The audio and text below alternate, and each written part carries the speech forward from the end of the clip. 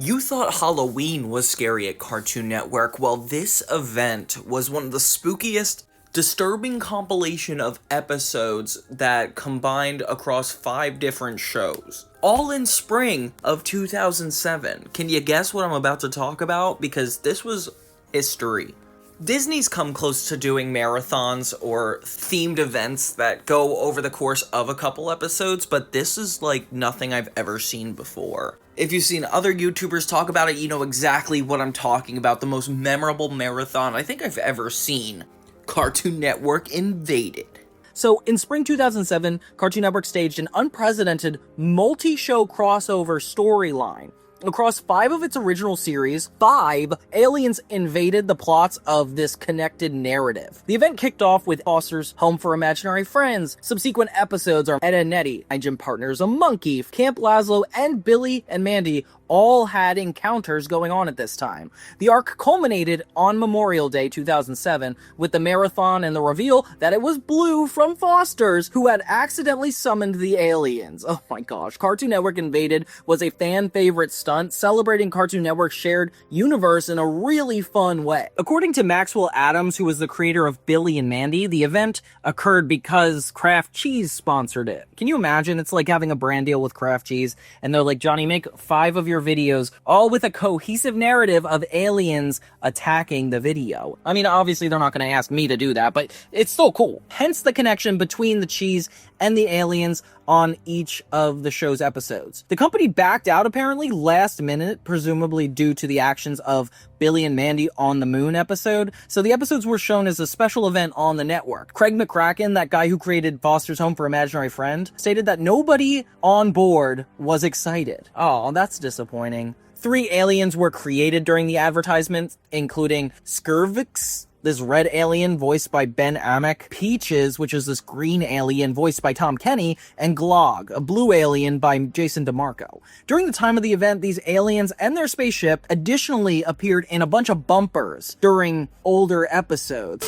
It kicked off with Cheese A Go-Go, the season 5 premiere of Foster's Home for Imaginary Friends. So Blue was suddenly convinced that Cheese is an alien spy working for an extraterrestrial organization to remove brains of people on Earth and cause an alien invasion. Picture! It's Cheese! He's an alien!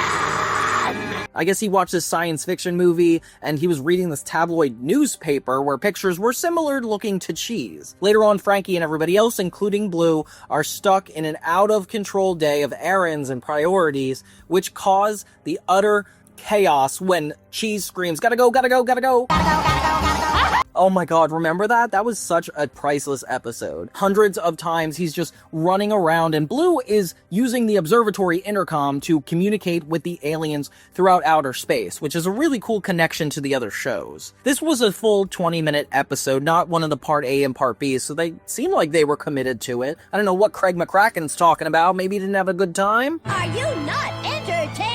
Nah, I'm just kidding. I loved that episode because I love Cheese, and I think every time he has a new bit that's annoying, I just eat it up. So in the Ed, Edd and Eddy one, it's called The Eds Are Coming, which is funny. So Jimmy dreams that an alien spaceship invades the cul-de-sac and carries it away. After Jimmy wakes up, it's discovered that the dream had had a large impact on him, and he's constantly imagining aliens around every corner. He's basically having a mental breakdown this whole episode, and when Johnny states to the kids that aliens have invaded the cul-de-sac and are at Ralph's house, everybody is like, no, there's no way. And tell if you're delusional or just sad. Jimmy believes him at first and tells him that aliens do in fact exist and that his dream is coming true. Gosh, I'd be terrified. Naz soothes the tensions between the believers and the skeptics by saying that something is certainly going on. Kevin suggests they go do a check of Ralph's house, and then when the kids do, they find out that something is up. And it's proven when a giant cheese wheel shoots out of the chimney and lands in the park, as it's not an alien invasion, it has to do with cheese again. Surprise, surprise, jumping off the Foster's train.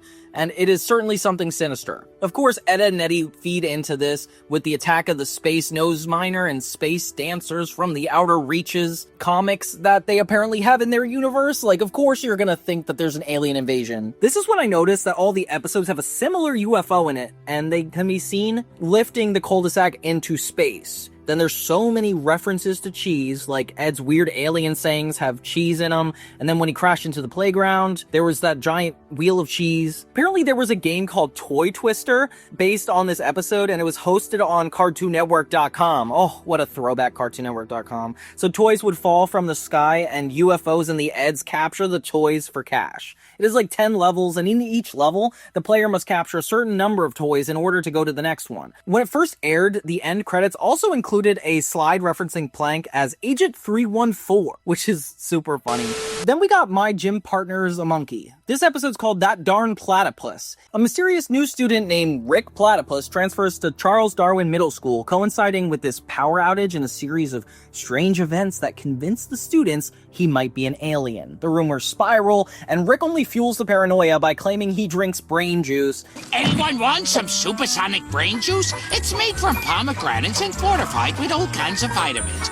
And building props to summon a spaceship. While Adam tries to befriend Rick and calm everybody down, the increasingly bizarre antics basically escalate. There's fake tentacles, banana peels from the sky, and a laser cannon showdown. There's like mass hysteria among the animal students. Just when it seems like things are resolved, Rick reveals to be an over-the-top prankster, and the episode delivers one final twist. He actually is an alien and flies off into a UFO, leaving Adam and the audience bewildered. Oh my gosh, this is insane. I can't believe they actually leaned into it. Camp Lazlo is definitely the one that utilized this theme a lot more than the rest of the shows. They actually did 2 episodes that seem like a 2-parter, but really it's just 2 episodes that lean into one another. So in the first one, Strange Trout from Outer Space. And in this one, Samson is abducted by aliens who demand cheese. What do you want?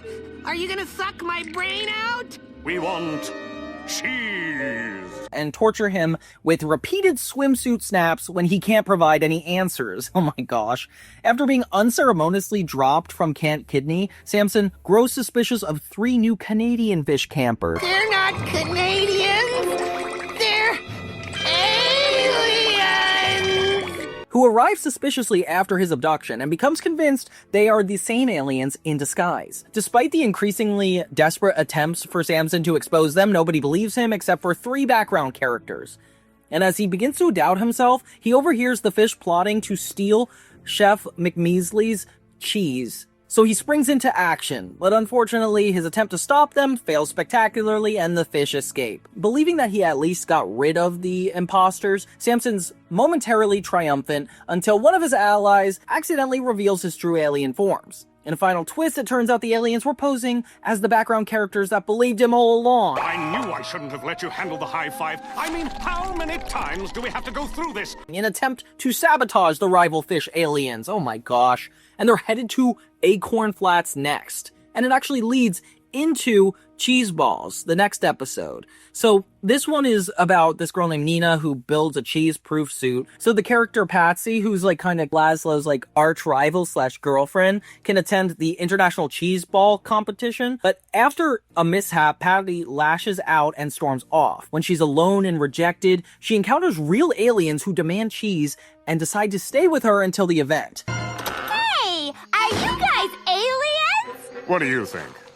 Give us your cheese. Wow, this is so amazing. Come on in.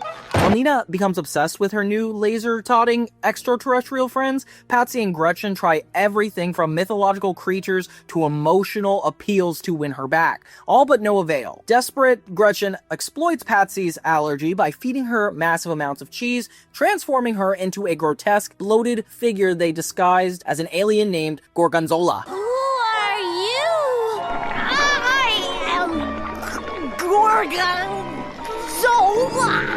To impress Nina. The ruse kinda works, rekindling their friendship, but the real aliens, now fed up, fail to find the actual cheese at the cheese ball and vow revenge on Earth. Jesus, this is crazy. Finally, the last episode that got involved was Billy and Mandy. The Billy and Mandy one was a 2-part special, but it was the same episode. It wasn't 2 separate ones like Camp Lazlo. It was about a late-night alien encounter, sending Billy and local bully Spurg on an intergalactic cheese-fueled misadventure. After being abducted and experimented on, Billy brings the UFO back home, leading Grim and Mandy to discover an alien plot involving cheese theft. Whoop-de-doody.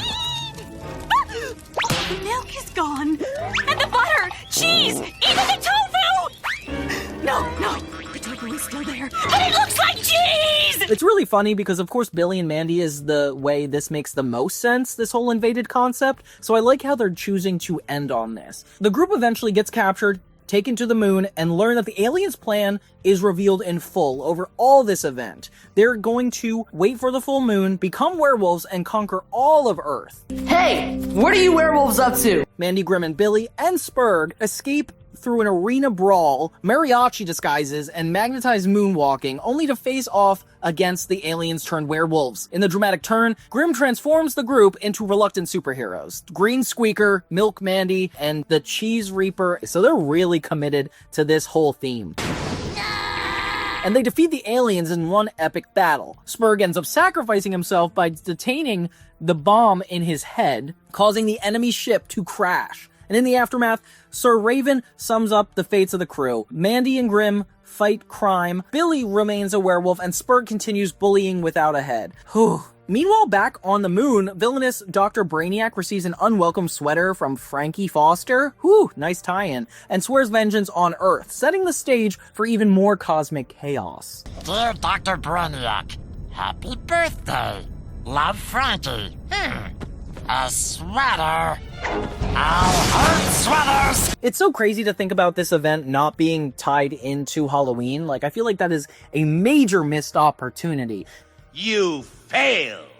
And the way they eerily implanted such specific Easter eggs that had to do with dairy and cheese and alien invasions, and most of them ending up in mass hysteria, it's really cool to think that they were good in coordinating this. Like, SpongeBob never did this, Fairly Odd Parents didn't do it. I mean, they had the Jimmy Timmy crossover, but it was never as intricately planned or needed to be planned as this event was. So I really needed to highlight this when we're talking about 2007, because this is one of the most influential events to have ever happened. And while it's not exciting to hear that everybody involved wasn't necessarily looking forward to coinciding all these shows, I mean, like, why would you? It's like doing a group project with 5 other groups. But, like, I do think they did a good job, and credit has to be due for making it so impressive.